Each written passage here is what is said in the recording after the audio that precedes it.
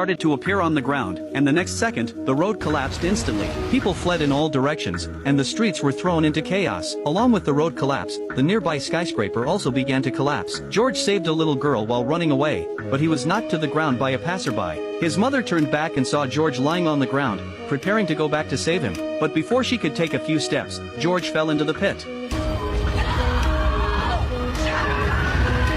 At this moment, the rate of collapse suddenly accelerated. Mom Lisa tried to turn around and run away, but it was too late. Her daughter Ellie suddenly grabbed her mother's hand. Lisa knew her daughter couldn't pull her up, so she broke free from her daughter's hand and fell. Ellie had no time to be sad. With only one leg, she ran desperately, racing against death. At this moment, the collapse suddenly stopped, and a deep pit appeared in the center of the city.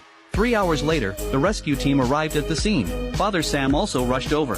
Ellie told him that her mother and brother had fallen into the pit. Sam was a pilot who had brain damage after his plane crashed in the desert during a mission. He often had hallucinations. At this moment, a flock of blackbirds suddenly flew out of the pit, exactly the same as his hallucinations.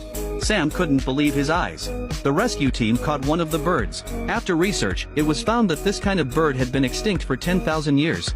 Why did it appear from the pit? Lisa fell into the bottomless pit. When she woke up again, she found herself in a deserted meadow.